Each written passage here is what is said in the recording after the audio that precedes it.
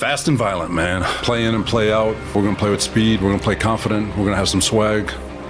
Talk a little shit. The most important piece to all this, our players who are all back there. They're going to pop off the tape. The energy, the juice, the speed, the violence. You're going to feel it from the living room. Sitting on your couch, you'll be able to feel this football team. Can't wait to work with y'all, man. It's going to be freaking fun. We're going to bring a championship home, and it's going to start with you guys. Welcome everyone to another episode of the Music City Audible, a Tennessee Titans podcast live. We are live reacting to the Tennessee Titans trading T'Vondre Sweat. Plus, they cut Lloyd, Cushenberry, and Xavier yesterday. We haven't had a chance to react to that.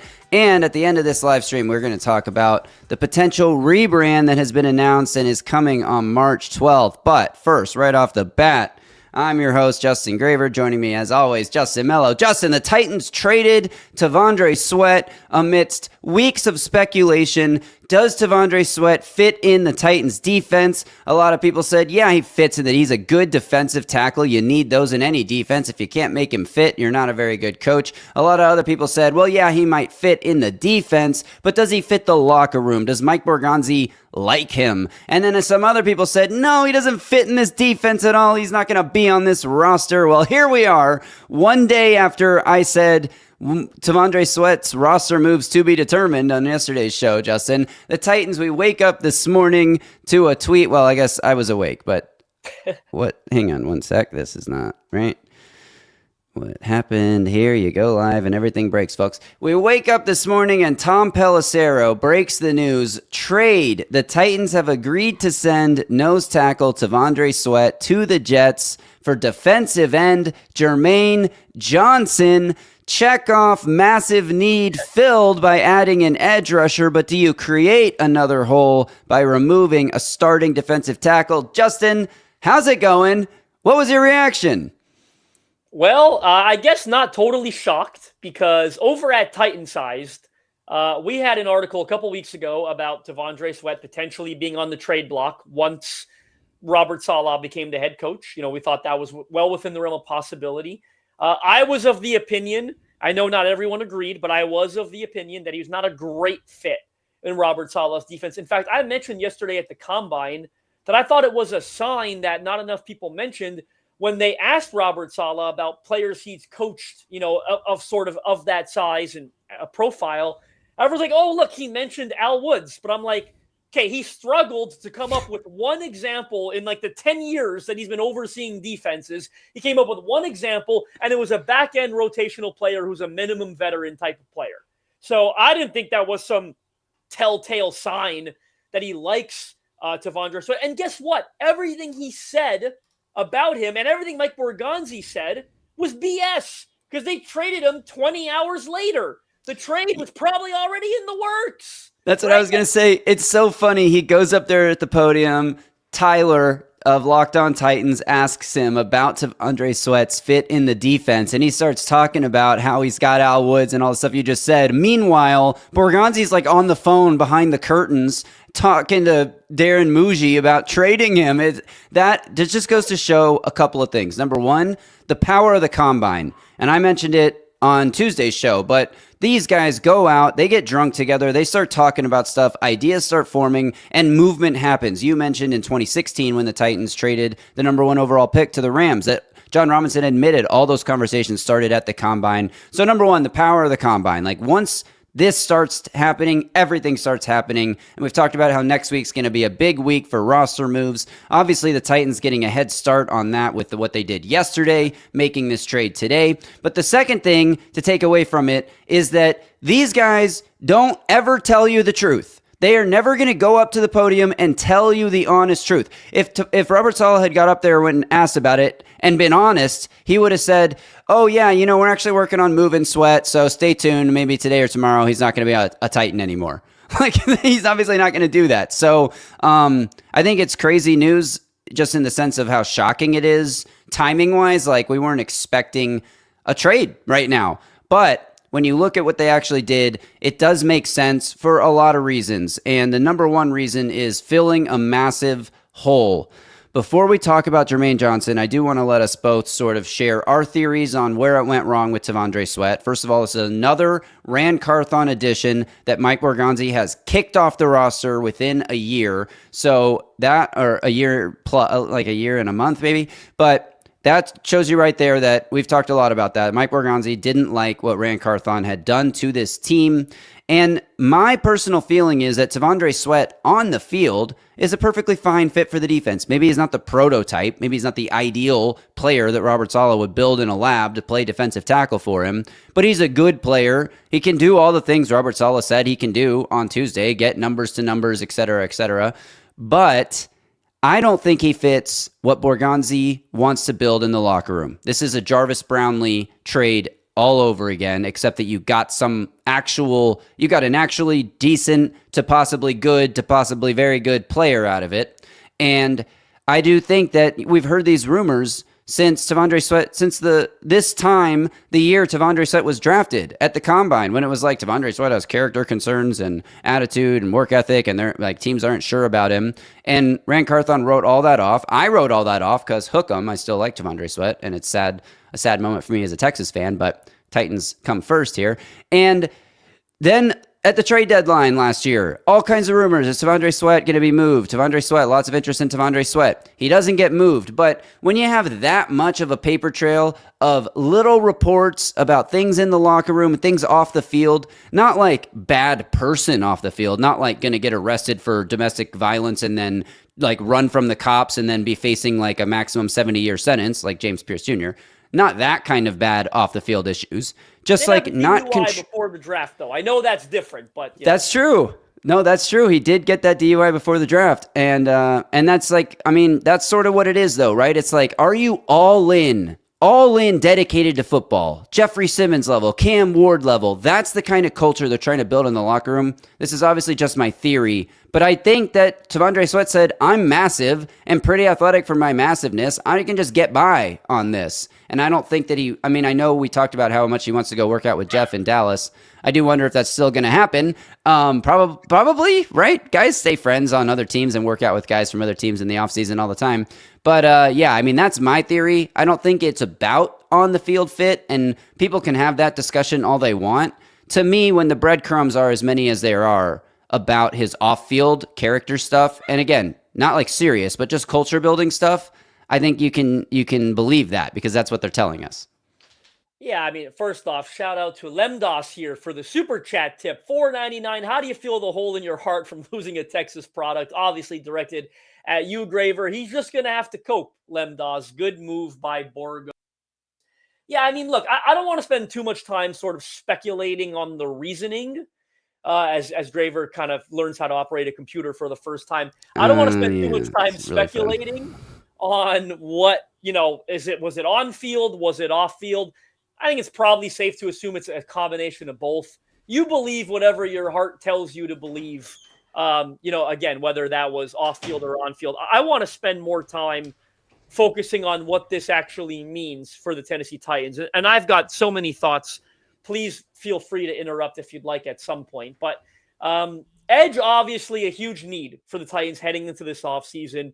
You've partially addressed that now by getting Jermaine Johnson. I don't think you've fully addressed it. I mean, I said during the offseason, or I said earlier, this offseason, that they would need to go out and get multiple edge rushers this summer. They've now gotten one. They still need more. So that doesn't change. And maybe we'll get into this discussion. I'll flesh this part of it out a bit later. But I don't think this takes him out of the market for an edge at number 4 in the draft. I think it helps maybe not pigeonhole them into that, right? We always talk about being flexible when the draft comes and doing things in free agency that doesn't force you to do something in the draft. That helps achieve that, I would say. When you look at the fit, obviously Robert Saleh was the head coach of the New York Jets when they drafted Jermaine Johnson. And he had a nice rookie season, if I recall correctly. The sack numbers weren't quite there, but he was creating a lot of pressure. It was sort of a frustrating instance for him that he wasn't finishing. Well, he did a lot better job of that as a sophomore. You've got the numbers up on the screen now. 7.5 sacks under Robert Saleh. Took that big step forward with Coach Bob as his head coach in year 2. Well, year 3 rolls around and he tears his Achilles 2 games into the year, ironically, against the Tennessee Titans. I remember that happening really well. That was the second game of the Brian Callahan era where they lose to the Aaron Rodgers-led Jets. And by the way, of course, Saleh was still the head coach. So he tears his Achilles in 2024. Saleh's fired a couple of games later, into that year. He comes back in 2025. I'm not going to sugarcoat this, okay? And I think that's the part that the Titans fans are ignoring a little bit. Wasn't very good. He wasn't very good this past year for the Jets. You've got the sack numbers up now, just 3 sacks in 14 games. He was struggling, coming back from the Achilles, maybe not a shocker, right? Like, it's a devastating injury, and it took a physical toll on him this past year. I think he was less explosive. You just saw a less productive version of Jermaine Johnson on the field this past year. I'm not shocked that the Jets were willing to trade him. He is entering the 5th and final year of his rookie contract, which means they had already executed the 5th-year option of his contract. And I know we're going to get into the numbers, what that means a little bit later, but he's a guy who was, drafted by the previous regime. A lot of same things we could say about T'Vondre Sweat, right? Drafted by the previous regime, coached by a previous head coach, in a contract year, coming off a down year. In fact, shout out to Will Lomas, who wrote a great article on Titan Size earlier this year saying maybe the Titans are going to trade for Jermaine Johnson. I mean, he hit the nail on the head. Easy to connect those dots with Robert Saleh here. But I do think there's some risk here, involved with, the physical profile, having an Achilles in his past. Certainly, I just want to acknowledge that. Now, of course, what are the Titans banking on? He'll be another year removed from the Achilles. We've seen guys sometimes get better in year 2 when that's the case. And of course, they're banking on reuniting him with Coach Bob, who had him most productive than he ever was throughout the tenure of his Jets rookie deal. But I think pretending that there's, not some risk here with a guy who's coming off a down here and is entering a contract year and has an Achilles in his past, there's definitely some risk involved. So my thoughts on that are, we always talk about this. When you're coming off an Achilles injury, it can take 2 seasons to get back to yourself. And 2024, he tore that Achilles. And 2025 was not really back to himself. Also, like you said, only played 14 games last year. The 2024 injury was devastating. Happened, like you said, you remember it happening. I remember it happening against the Titans in that game. But you come back now to 2026, looking ahead. Now you're 2 years removed from that injury. You're going to be back playing in a scheme that you were most comfortable and most productive playing in. 7.5 sacks here. I know some people have said he had 9 sacks that year. I'm going to assume those people are looking at the Pro Football Focus stats where they don't count half sacks. They just, every half or full sack is 1 sack. So that's the discrepancy, if you're wondering. He was 20th in the league in hurries as a sophomore player in 2023, according to the way PFF tracks them. He had a good season on a team that was rotating a lot of pass rushers in just his second year. I mean, he played a full-time role, but a full-time role in that defense meant that he was not always on the field. I do think he is a guy that lines up as a defensive end and rushes the passer or stops the run. You're not going to have him dropping back into coverage. He did have an interception in this 2023 season. If anyone remembers it, he jumped at a screen, pump fake. The quarterback then re-racked to throw the ball, threw the ball. Johnson somehow got his hands back in the throwing lane again, batted it in the air, and came down with the pick. It was a really incredible play. But I do think, if Robert Saleh coached him in New York and then goes back to the 49ers, there's a report out there that the 49ers tried to trade for him at last year's trade deadline. They offered a 3rd-round pick, and the Jets said, we'll do it for a 2. And the Niners said, he's not worth a 2. And then he comes to Tennessee, Robert Saleh, and again they're calling the Jets and saying, hey, give me Jermaine Johnson. That to me is the biggest, I could be blind and try to watch Jermaine Johnson play, and none of that matters when you're telling me the head coach of the football team tried to trade for this guy last year after drafting him and coaching him in New York, and then he gets to Tennessee, and immediately one of the first things he does is trade for this guy. That means something to me. He clearly wanted him, he clearly likes him, and he clearly has a vision for how to use him in this defense, a defense that needs edge rushers.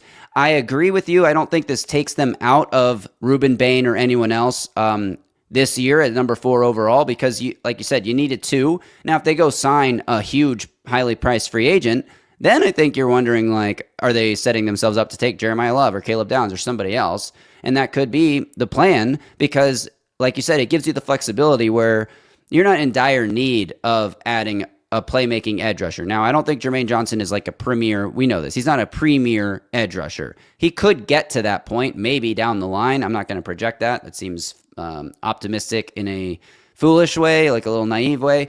But he's a solid player. He's going to be a good player. And I think with the hole at defensive tackle, we've already talked about this. John Franklin Myers, you thinking what I'm thinking. I don't think there's any doubt in my mind the Titans signed John Franklin Myers now. And I would say a duo of John Franklin Myers and Jermaine Johnson is better than a duo of John Franklin Myers and Tavondre Sweat, where you're wondering who's moving outside and inside. I know Franklin Myers can play sort of everywhere, but everyone's in their best spot with this version of it. And throw Jeffrey Simmons into the mix as well.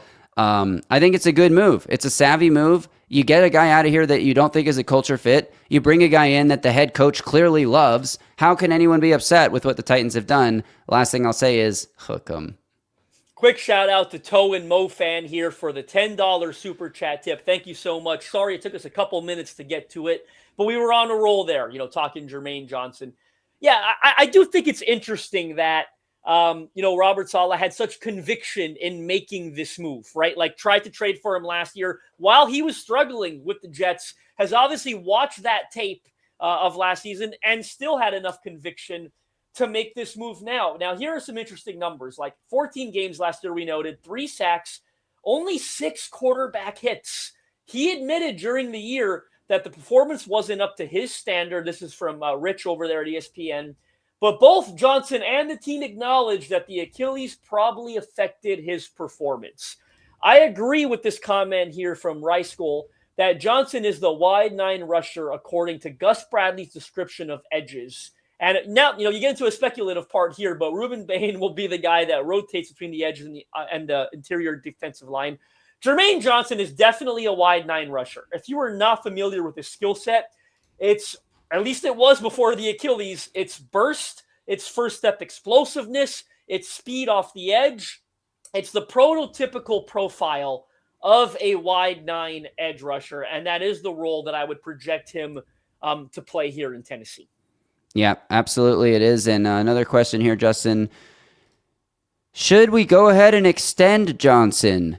Do you think the Titans get something done with him before the end, before he hits free agency next year, in August, in February of next year, in February of this year? Do you think that something happens here with Jermaine Johnson, or do you think they're going to want to see him play in a Titans uniform before they give him more money? I do think they're probably going to want to see him play, because it's really hard to figure out what his market value is. And to be honest with you, why would he want to sign an extension right now? I mean, other than the fact you've had a serious injury, and if you have another, you're going to really put yourself in a bind.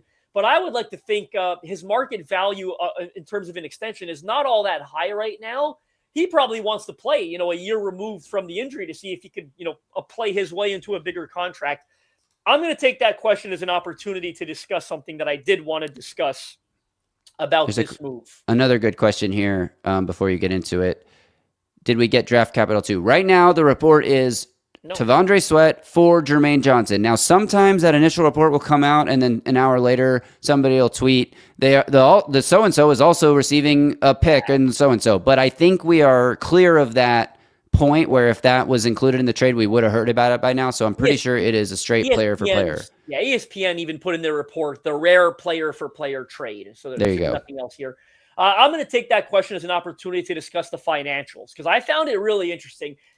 It really just goes to show you how much conviction the Titans had in making this move. Now, I'm not saying they're definitely right, but this is another takeaway from it.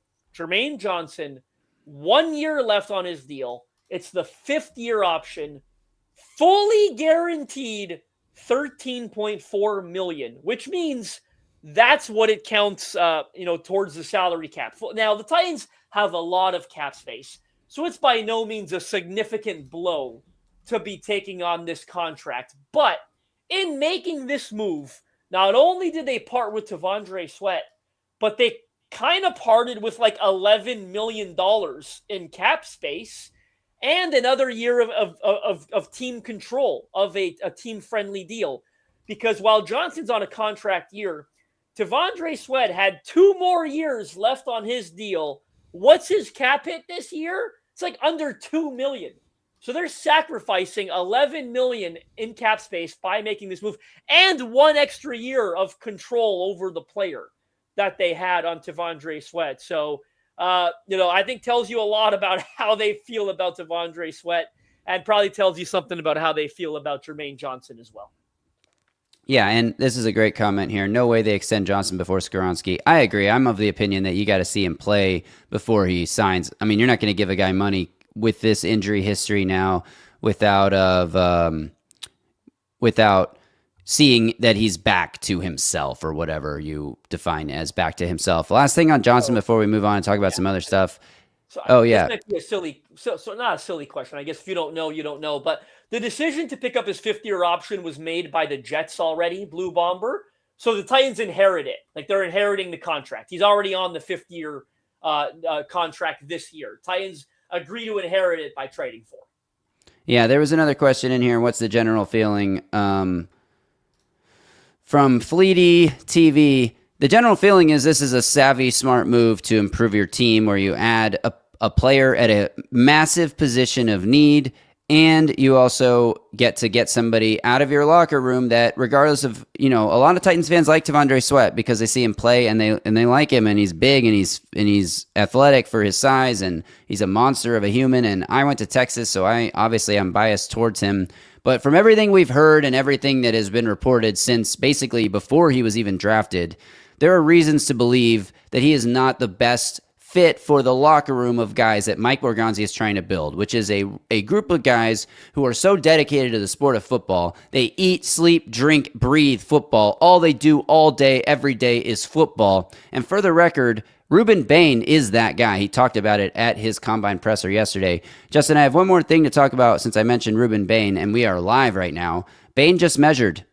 We got an arm length measurement for Ruben Bain, official at the combine. 6'2", 263 pounds, 30 and 7/8 inch arms. Under 31, but well above 30. I don't think there's any surprise here, but this is kind of it's out there now. We know we have a definitive answer. There's no more speculation about what his arm length is. No, we knew that it was going to be sub 31. It's under 31 now. I'm going to give you some information on this. It's crazy, right? Aiden Hutchinson, remember, he was going through the process. There was a lot of conversation about his arm length. They play the same position, right? Defensive end, edge, so it's a direct comparison. Aiden Hutchinson's was just over 32, okay? Yeah. That was 7th percentile historically for edge rushers. This is 0 percentile.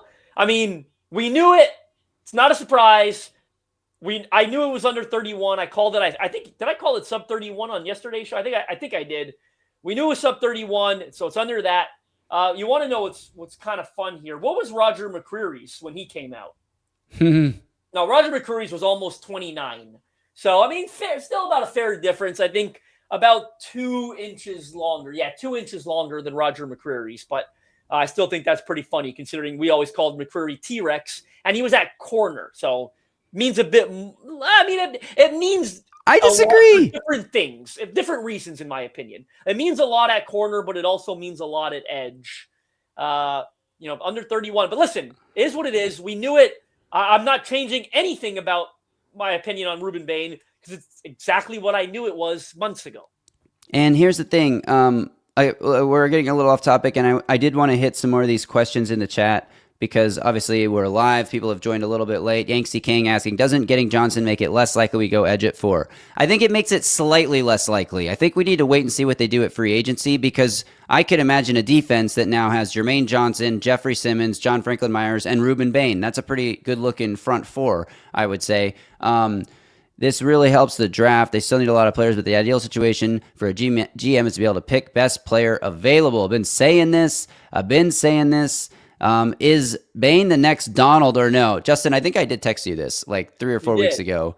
And I said, Ruben Bain is the Aaron Donald of defensive ends. Nobody wanted to draft Aaron Donald high because he didn't fit the body type profile of a great defensive tackle. Sort of changed the position, almost revealed that, like, wow, being a little smaller, being lower to the ground gives you a little better leverage, actually. Now, I'm not saying that Ruben Bain is a future Hall of Famer, but I mean, I don't think he's being compared to Mike Tyson. Like, that's his NFL player comp now is Mike Tyson, who was not that long, but would get inside an opponent's body and chest and remove the advantage that the opponent had by having longer arms. I think Bain literally does the same thing to offensive tackles. He gets right up on you before you can even react.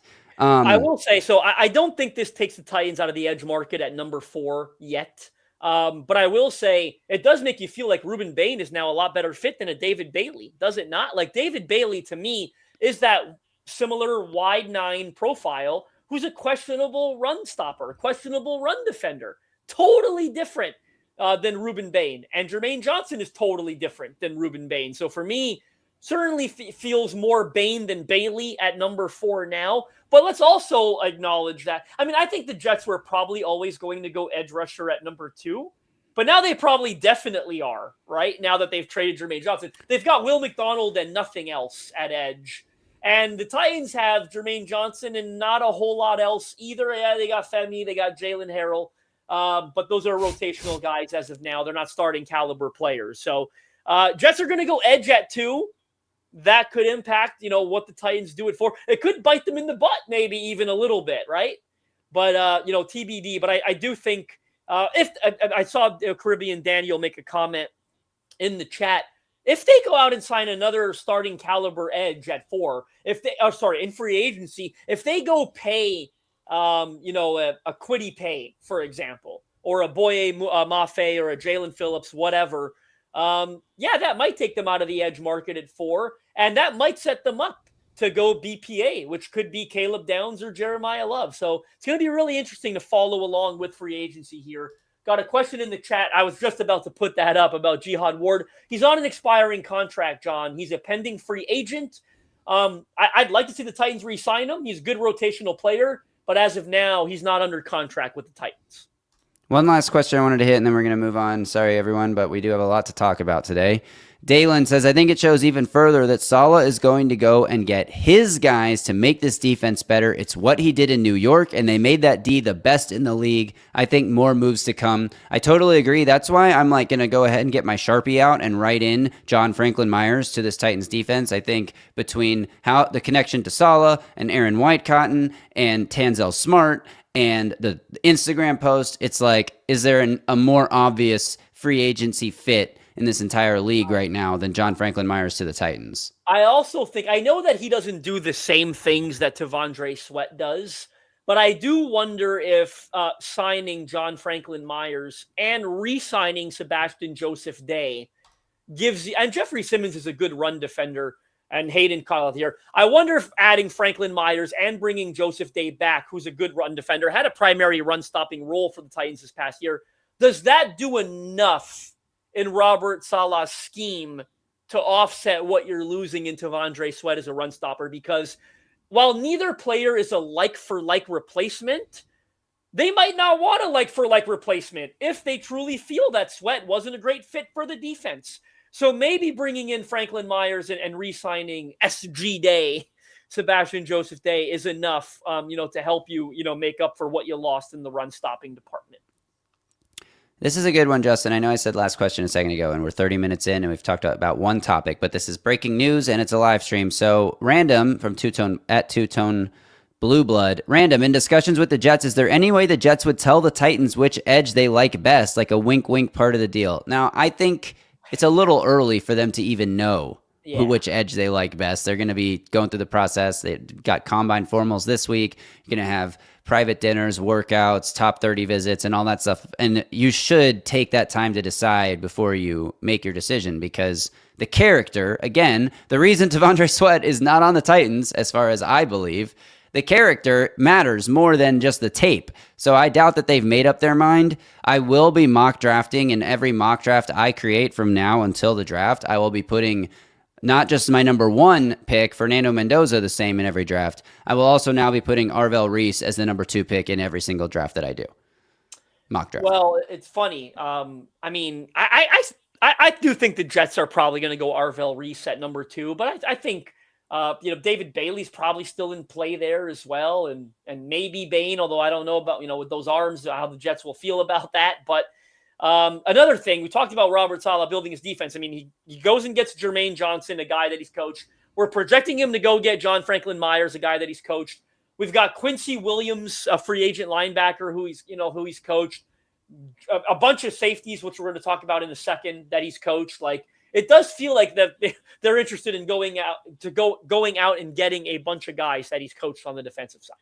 Yep, and we're going to talk about some of that. Well, maybe one of those players, maybe after the break here. If you're watching live, we're just going to keep on rolling. There's no break because we're live. But if you're listening to this on an audio platform, we will be taking a quick break, come back on the other side, and talk Titans cutting Lloyd Cushenberry and Xavier Woods. Stay right there.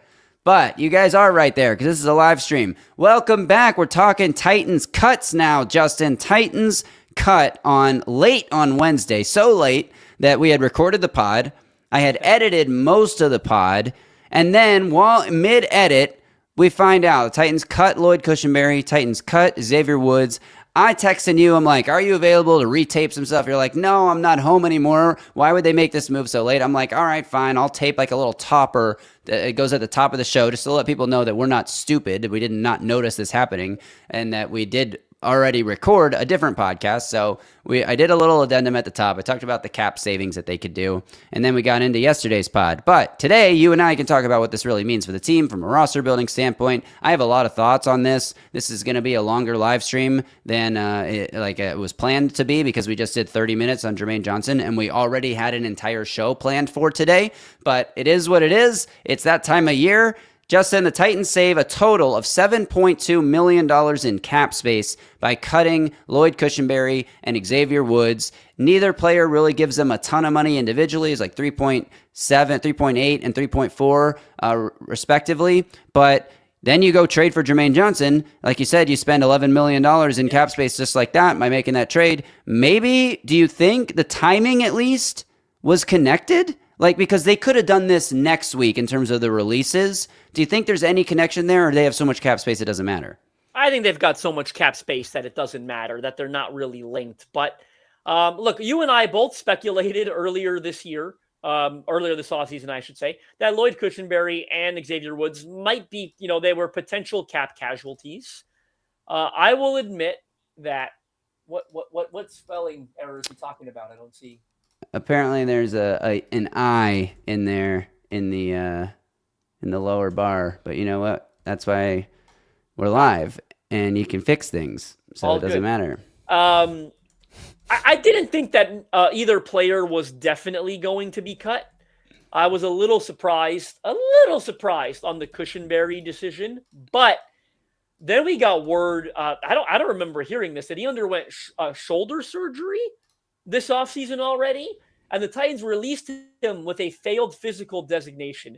It only saves about 3.5-ish million towards the cap, and it leaves them with $9 million in dead cap. So clearly they didn't think very highly of the player. Anytime you cut a player for under $4 million in cap space and take on a $9 million cap hit, dead cap, or you're willing to absorb that, you don't think highly of the player. Now, maybe, again, they felt they had no choice based on the failed physical designation, the shoulder surgery. But I do think this is a bit of a risky move because I didn't think he was good last year, but I didn't think he was awful.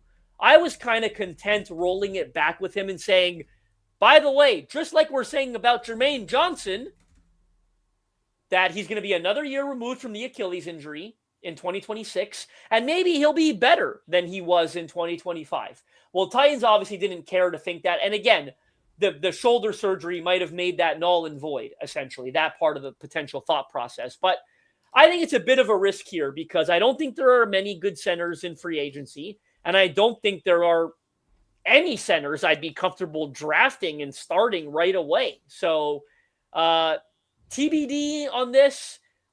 They might have felt like they had to do it after he undergoes surgery for a second straight off. It's an Achilles, now it's a shoulder. They might have felt they had to, but I don't think it's going to be straightforward, or the thought process to replace them. They don't have a ton of options. So I have a different take on this. I think this is about value.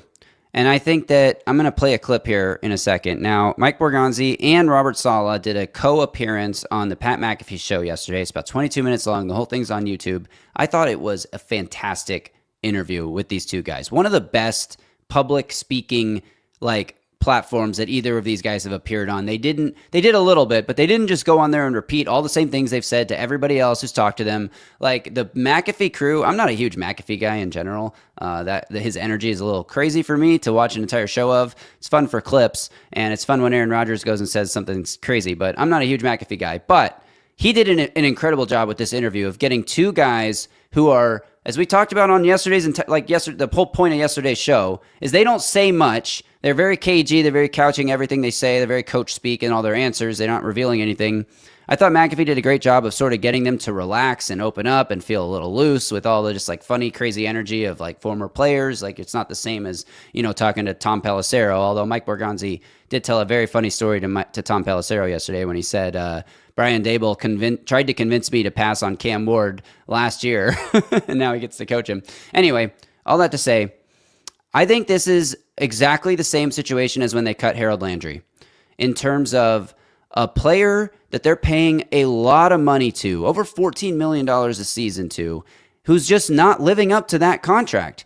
And that's the simple fact. And I understand the Achilles injury was a big deal, and you're, another year removed from it, and you're continuing to get healthier. But then, yes, the shoulder injury happens. But if we're being totally honest, Cushenberry struggled for most of last season. He was the Titans' worst offensive lineman for most of the season. Corey Levin came in, and the team, I wouldn't even say didn't miss a beat. I would say the team looked a little bit better when Corey Levin was playing, and we'll talk about whether or not Corey Levin is the answer in a second. That's not what I'm saying. All I'm saying is you removed Cushenberry, and it didn't feel like there was a big hole in the middle of the offensive line. If anything, it felt like they're better right now than they were when Cushenberry was in there. So I think this is simply, and I agree with you, $9 million dead cap to save $3 million. At the end of the day, it doesn't really matter. The dead cap would be, that cap space would be used on Cushenberry at $3 million more, $12 million or whatever, or 12.8 or something, if you didn't actually cut him. So, but it is a big cap hit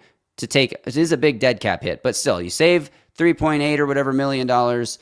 I think this is because they said this guy's just not as good as what we're paying. The same way Harold Landry wasn't quite the player who's being paid like a premium edge rusher. He's a good edge rusher, but he's not that level. And so we're getting him off the books. We didn't draft Lloyd Cushenberry, and Mike Borgonzi wants to build this team by drafting the players, and the foundation comes through the draft. And I think this is a really interesting and important philosophical team building point to get across, is that the best teams with sustained success, their best players come through the draft. And then you complement and supplement players in free agency. The guys you had in free agency are complementary to the players that you draft and develop as your cornerstones, your foundation, your real franchise. A free agent can put you over the top in one area where you need help, but the majority of your roster is got to be built through the draft if you want to compete for a long time. Look at the Washington Commanders, who everyone was using as the model for a quick turnaround 2 seasons ago. Look what happened last year, and my buddy Connor Orr, he had a great term for this. He called it a microwave rebuild, because they went out and they signed a bunch of old, aging veterans who could play well for 1 year, but were also injury prone, and also they weren't homegrown talent. And when those guys are older, they start getting hurt, and they're not going to develop on the same timeline as Jaden Daniels and that whole Washington roster is thrown out of whack now, and you saw what happened to them last season. Like, the Titans aren't looking for a one-year miracle run to the conference championship game followed up by lackluster disappointment year, right? They're looking to build a sustained success contender, and the way to do that is through the draft. Mike Borgonzi spoke about this, and I'm going to play the clip because I think it's really eye-opening as to his process and also the acknowledgement that this might take more than one offseason. Yeah, I mean, we're certainly going to attack both acquisition periods here. And I think that you have to say discipline to your process, too. You know, you're still trying to build a team in a locker room and a culture, and you do that through the draft. And we're certainly going to, have our hand in free agency as well, too, here. And there's going to be some great opportunities to add some players in free agency. But really through the draft is really you have to build that foundation initially. And Robert's been through it before, and I've been through it in the past. And you want to build it right, you got to build it through the draft. You want to build it right, you got to build it through the draft. No doubt about that, for sure. But I just, listen, at center, I don't think they can afford to go into the season with whether it's Jackson Slater or whether it's a drafted center. Like, you want to take another mid-round guy, develop him. I don't know what point you were trying to make here, I'll be honest with you, but I still think it's got to be a veteran, proven center to come into this lineup. It's too big of a risk to the offense, to Cam Ward's health and availability. And it's center. Who's the best center in this class? Do you know? Now, I'm not trying to put you on the spot. I'm just saying, it's not a really good class. There's a ton of mid-round guys that might, third, fourth, fifth round type of players. You want to start a fourth-round center this year when you're trying to turn this thing around? They've got to do something at center, and it's got to include a veteran. I don't want what I said to be misconstrued. I don't think that they should just plug Jackson Slater into the starting lineup and call it a day. I'm talking more about a roster-building approach in general that differed vastly from Rand Carthon and can hint at what their approach in free agency might look like. I still think there will be one Dan Moore level signing, a big-time name, a near top of the market type of guy that patches an immediate need, and then you maybe draft someone for the long term to develop in that spot, and that could be next year or the year after that, because depending on how young the player you sign is and how many years you sign him to. Like Dan Moore, they're not drafting a left tackle this year, most likely. I mean, maybe they will, but I'm not expecting them to. They didn't do it last year because Dan Moore is good enough to fill that spot for at least these 2 years. And maybe next year you look at replacing him with a young draft pick that you try to develop. But when it comes to the center position right now, I agree with you. I do think they're going to sign somebody to fill this spot. I don't think it's a very smart roster building strategy to re-sign Corey Levin and let him and Jackson Slater battle it out for the starting center job, because then you could be in a position where the guy that wins that job may have won the job, but is he a starting level center in the NFL? I mean, Corey Levin has been in the league for 8 years, and he's never won a starting job. He's started games in spot duty and performed really well in those spots. He is a high quality backup offensive lineman. Those guys are important because players get hurt every year, and you need to be able to insert somebody into the lineup that isn't going to kill you. But he's not a starting level player. So my point was more about why Cushenberry got cut. It was related to performance and related to the contract that he was being paid for his performance, and that in the long run, the Titans are going to be looking to build everything they do, the best players through the draft, not signing guys to massive contracts. So all that to say, a lot of Titans fans have pivoted and been oh, we got to go get Tyler Linderbaum now. Tyler Linderbaum's the best center on the market. You give him whatever he wants, $23 million a year, pay him like a tackle, and just fix that position and don't think about it.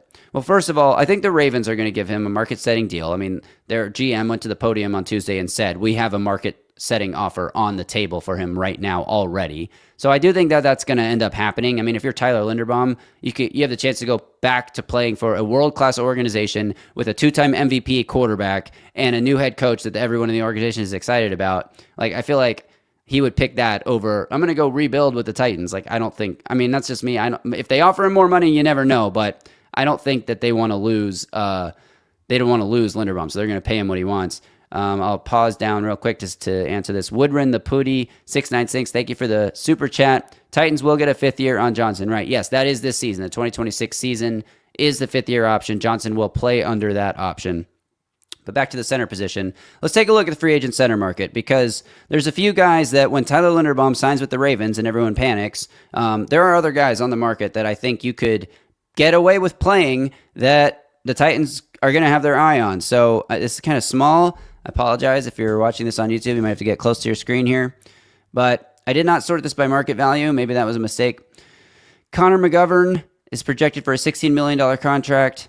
Cade Mays projected for a $12 million contract. Obviously, Linderbaum is the top of the market guy. There's enough names on this list that I think you could feel good about. You know what I mean?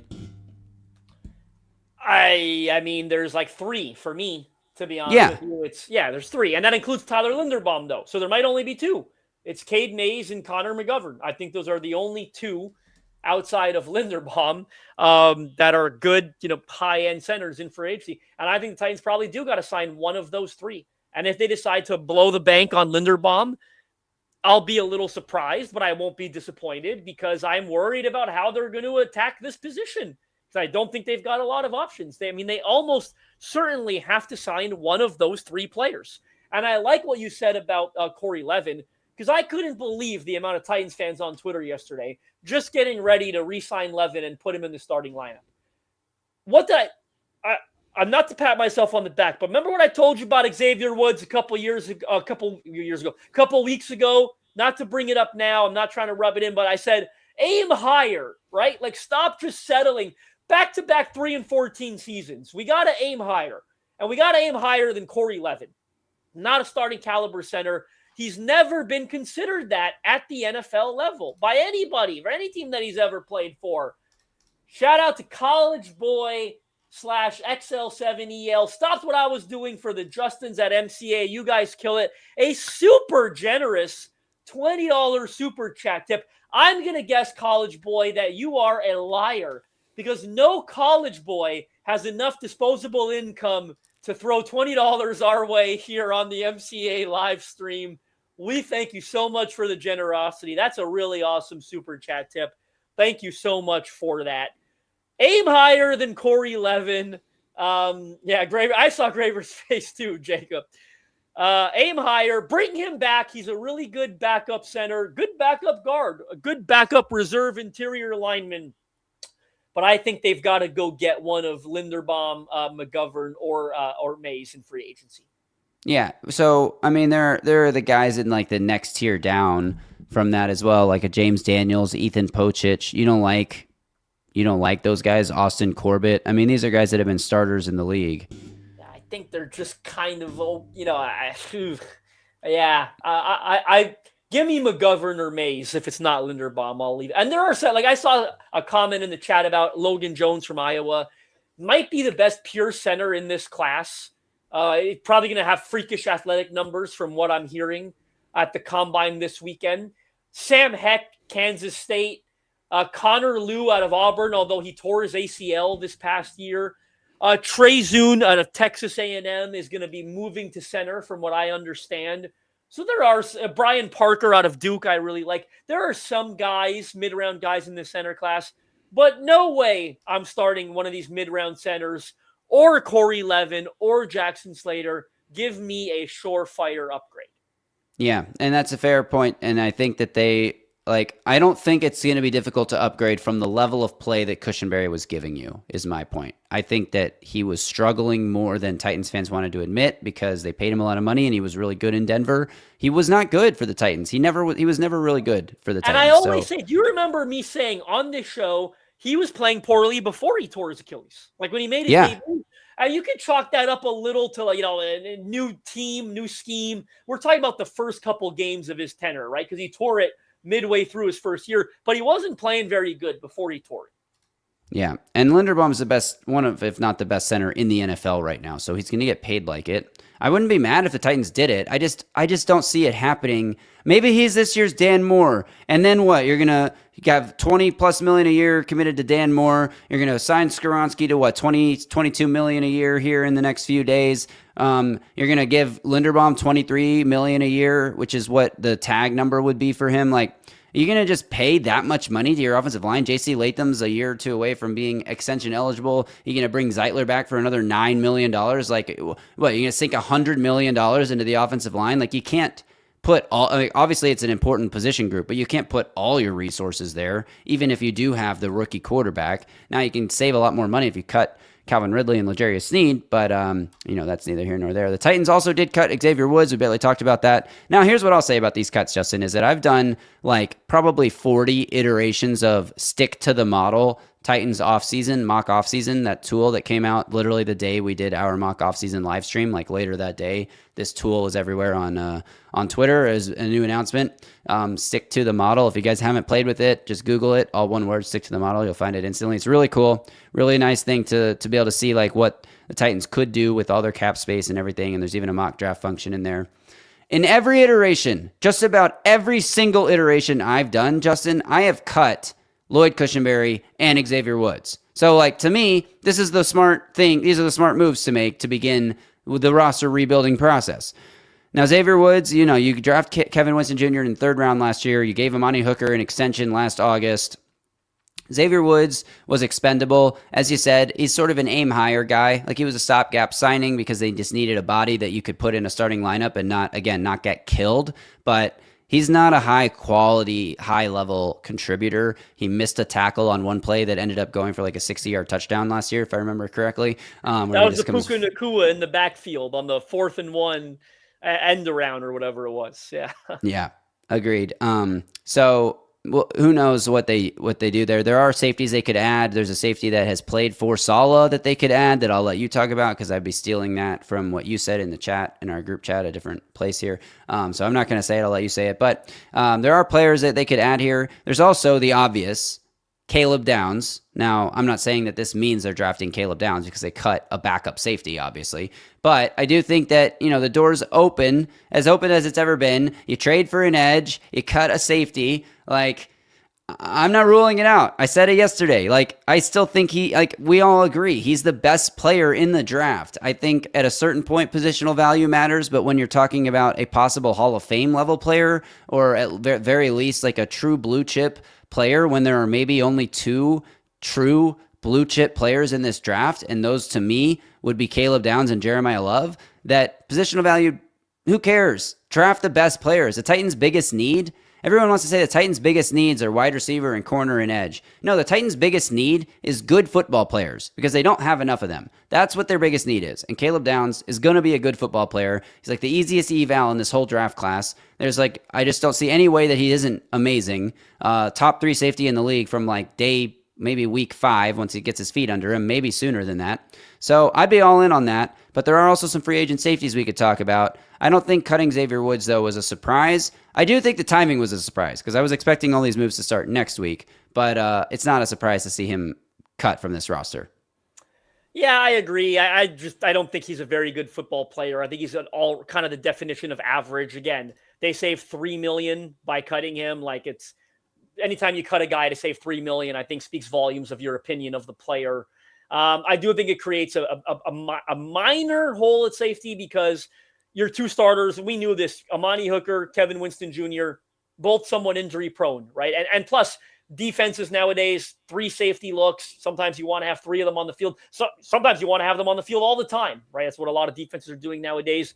Titans don't have a third safety that could do that. They don't even have one who could be a really good backup, for example, sort of a backup starting caliber player if one of the injury-prone safeties gets hurt. So I do think they're going to sign a safety in free agency. There are a ton of, reserve types that are familiar with this defense. Mike Herndon mentioned Jason Pinnock in our chat that I think played for Robert Saleh for a while, but then also played, I think, with Brian Dable in between in the Giants. So there's a lot of connections there. I think Tony Adams and Chuck Clark are also both free agents.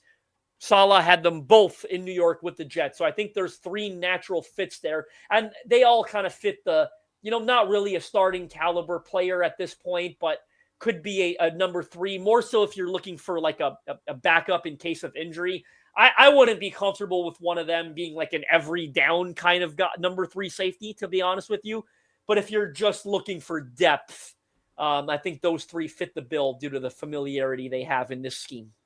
And just like a fun little, this is funny to me, but we look at this, maybe this is a timing thing, but you're looking at this list of free agents and it's sorted by 2025 average annual value of their contract. And Xavier Woods was like what was he, like the 10th highest paid safety that is going to be on the market now last year. And he's the only one that doesn't have a market value projection from Spotrac. Now, maybe that's just because he was just cut and they haven't had time to do that, but I feel like there's like an algorithm that creates that more than like an actual human. Maybe I'm wrong. But so I think that would mean he's not like going to get paid highly enough for them to do a market value projection for him. And yet here he was like the 10th highest paid safety that's hitting the market now for next year. I think Kevin Byard is interesting. Bring him home, the mayor of Murfreesboro. Another guy that went to the same school, Reed Blankenship, hitting the market. Is he a guy you bring back to Middle Tennessee? I don't know, but there's definitely some options there. Before we move on to our last topic, there's a few comments in the chat that stood out to me here that I want to kind of address. Blue Bomber says, does Saleh value safeties that much? Caribbean Daniel says Saleh never invests in safety, least important position in his defense. Well, I'll give two examples. Earl Thomas was a safety with the Seattle Seahawks that was pretty dang good, and Saleh got to see that how important that safety that can be the best safety in football, which Earl Thomas was at the time, what that unlocks for your defense. Because the Legion of Boom was not the Legion of Boom if they didn't have that guy roaming the back end of it. So I think Saleh has been around a high premium player at the safety position there and understands what that kind of player can do for your defense. Talanoa Hufanga wasn't drafted very particularly high, but quickly became one of the best safeties in the league, right? I mean, he saw that happen. And then a safety at 4 is Rich. I mean, yeah, it is rich when you talk about positional value. But Justin, do you know what draft slot Eric Berry was drafted at? Do you know what pick number Eric Berry was drafted at? I don't. 2010. Mike Borgonzi is in Kansas City as I think like assistant player to. He wasn't in obviously he was in a front office role, but not a super high ranking one. Obviously, back in 2010, the Chiefs draft Eric Berry, number 5 overall. Do you know who Caleb Downs like most common if you just Google search Caleb Downs player comp is? It's Eric Berry. So, look, if Mike Borgonzi's like, hey, this guy reminds me of someone that my organization drafted at number 5 overall not too long ago. I mean, I guess 16 years ago now. And it worked out pretty dang well. And this guy reminds me of him. And we could, like, there's not another player in this draft that we would deem in a vacuum to be better than him. Maybe positional value is more important, but in terms of pure as a player, who's better than him? I'm going to keep making the case for Caleb Downs until draft night, and hope you guys are ready for it because I'm going to keep doing it. But obviously, I'm in the boat right now where I'm like, if they take Ruben Bain or Caleb Downs or Jeremiah Love or Arvell Reese if he makes it, I'm happy. If they take anyone else, I'm going to have to get convinced to be on board, and that's where I'm at. And Justin, do you have anything else you want to say on these cuts before we get to our last segment? No, I think I'll just say again, the Jermaine Johnson trade maybe gives them a little more flexibility, just a little bit more, not a lot more, but a little bit more to consider someone like Downs or Love at number 4. Right. So, all right, that'll do it for this part of the conversation. We have one more thing to talk about. We talked about it when it happened, when the billboard was released on Monday, and we said season ticket holders are going to be getting an email soon with more details. Season ticket holders got that email. If you're listening on audio, we'll talk about that right after this break. And if you're watching the live stream, we appreciate you. No break. We're going to roll right on. Welcome back. Titans rebrand. Is that what we're calling it, Justin? Logo reveal, uniform reveal. I think rebrand works pretty well. Here is the email that season ticket holders received. Join us at The Pinnacle on March 12th for a special event celebrating the next chapter of the Tennessee Titans. Tickets will be available today at 10 a.m. Central. That was 41 minutes ago. Your ticket claim link will hit your inbox tomorrow morning. That would have been yesterday morning. All tickets are free, standing room only, and limited to 2 per PSL account on a first-come, first-served basis. Tickets are non-transferable. All right, here's the it's the same image that was printed on the billboard at the top of this little email here. March 12th. Justin, before I go further, I have something else I wanted to put on screen, and somebody has already said it in the chat about an hour ago. Not an hour, because we are an hour, right? I'm about to cross an hour, but you know what I mean. March 12th is the day after the new league year starts, Justin. That's the Thursday of free agency week. It's 2 weeks from today. What the heck? Aren't we going to have enough to talk about on the Thursday after free agency opens? Like, give me a break with this timing. What are they doing? Not if they don't sign anyone, which is what they typically do in the first and second day, and everyone loses their minds. I'm surprised about the timing a little bit. I think so close to free agency is shocking. But, I mean, listen, selfishly, I'm really excited to see them. So sooner the better in my book. But, the whole thing feels like last time there was a huge event on Broadway. Now it's a standing only venue that capacity is only a little over 4,500 people, I believe is the capacity, standing room only. So definitely a different vibe for this quote unquote reveal. See the question, DJ Silent in the chat, 3 p.m. today, combine workouts. 3 p.m. Eastern. Are going on now, but 3 p.m. Eastern. So 3 p.m. Eastern, 2 p.m. Central. Is he talking to you or me, Justin? I tweeted you about this, DJ Silent. I don't know. I don't remember seeing the tweet, but my mentions have been blowing up all morning. So there's a chance that I missed it. Go ahead and let us know, DJ Silent. Let us know in the chat what you're referring to. No, they didn't use the draft stage because the uniform reveal was in 2018 and the draft was in Nashville in 2019. So that wasn't the same uniform year. deal helped them land the draft because of how big of an event it was, right? Like it was such a success. The NFL took notice and was part of the reason that they gave them the draft. Yeah, exactly. So the other thing that's connected to all this is earlier this week on the Pat McAfee show, he was talking about teams with the most cap space, and they put up all 32 teams and how much cap space they have. And a lot of people caught this and posted it all over Twitter, and it's kind of eye-opening and a little bit weird that Pat McAfee has a different logo. I mean, now we've seen this logo. We saw it leaked on a plush football toy thing that was very odd-looking toy. I don't know who would ever buy that particular item, but it was leaked from Fanatics. Good job, Fanatics, and all the speculation running rampant. And then we get this tease, the billboard tease, and you're like, oh, so the stars are going to be dark and the navy blue is still incorporated. So maybe we had the logo shape right because we saw it at the Titans house and we've seen it in a few places. It's on the floor of like a building. At least it was like 5 years ago on the floor of a building that is no longer on the floor of that building. Paul Kaharski wrote a story on that. But then Pat McAfee goes out and here it is.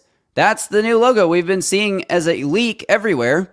And McAfee's just using it as if it is the Titans logo. No mention of it, no addressing that, hey, the Titans, look at that Titans logo. Is like, did the Titans, in preparation for this March 12th event, send out their logo to the media companies like ESPN, NFL Network, Fox Sports, CBS, NBC, all the places that show football stuff, Amazon Prime, I guess, Netflix, whatever, and say, hey, we're going to be unveiling a new logo, getting it to you now so you can get it in for your graphics and everything 2 weeks from today, or 2 weeks from today now. I guess it would have been not 2 weeks from today. You get my point.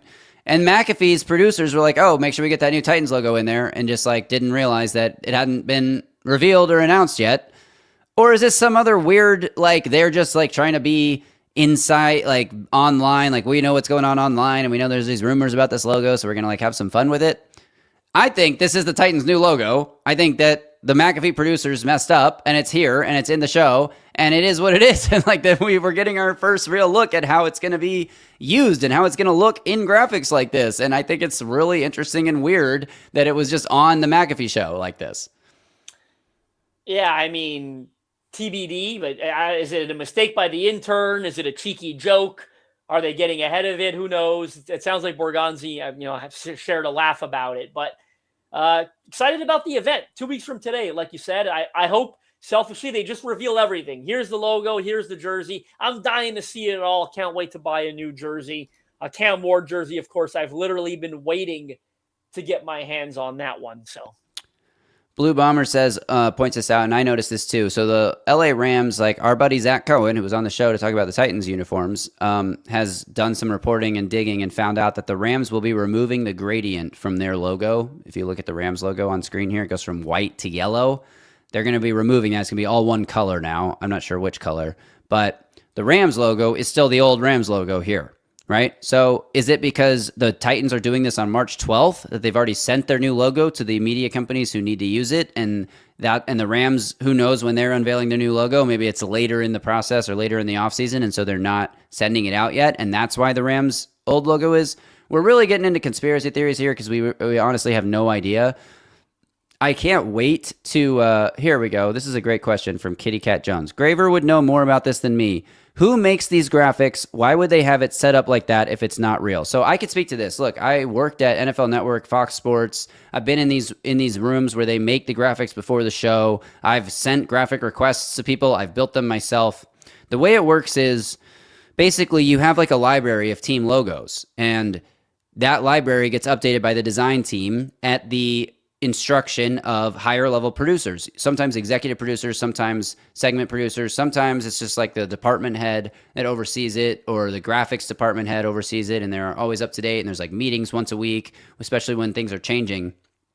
And then a BA will make this. A BA is, I can't even remember what it stands for, but I know that that's the person who runs the graphics live during a show like this. They're the ones pressing the buttons, and or sometimes it's the director or the line cut director, the line director who's pressing the different buttons to like change the camera angles and put up graphics and things like that. But usually it's a BA, and usually the BA or a designer will build the graphic. Maybe a still graphic like this one, I would actually think that someone on a design team would make, because it's such a big graphic. It's not a motion graphic. It's not a lower third graphic. This feels like something a design team would make, which means it would probably get some oversight. And also, can I talk about just like something that bothers me a lot, that this graphic goes from left to right? Like, who would build a graphic like that? Who would build a numerical graphic like this and sort it from left to right, like in rows, instead of just sorting it by column? Like that's idiotic to me. It's backwards. So maybe this is just not a very good graphics team making this stuff, and maybe they saw the leaked logo and thought it'd be fun to put in here. But I will say, like, if this is the ESPN library of graphics that they're pulling it from, there's a very good chance that it's the real logo, and that whoever did this, like, that there are currently 2 folders for the Titans, or 2 logos in a folder for the Titans, and one is marked like do not use before March 12th or something, and somebody didn't see that and nobody caught it. That's my guess as to how this happened, from having literally worked in the rooms where these kinds of graphics are built. I'll take your word for it. You've been in those rooms. I haven't. But again, 2 weeks away, from the reveal. Excited to see it. All right. Anything else we want to hit? Any new questions come in while I was going on a 5-minute spiel about logos? Like, how do you want to end this? Been here for about 65 minutes talking to Devondre Sweat trade, Lloyd Cushenberry, Xavier Woods, all that good stuff. We'll be back tomorrow with another live stream. Look at you. You had a pretty lucky 2 live streams back-to-back days. I was literally taking a break from work when the trade broke.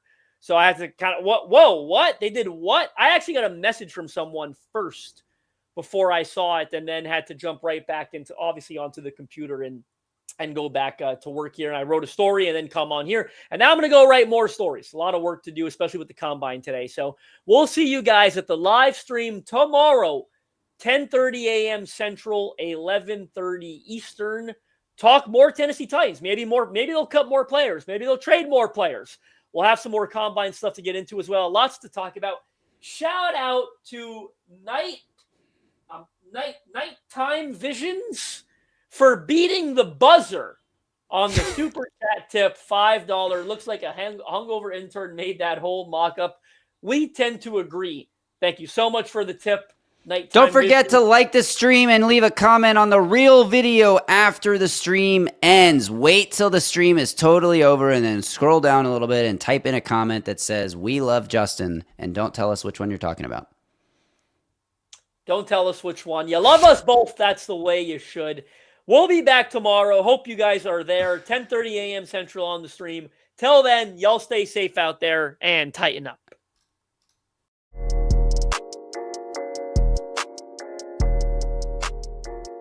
A Broadway sports media production.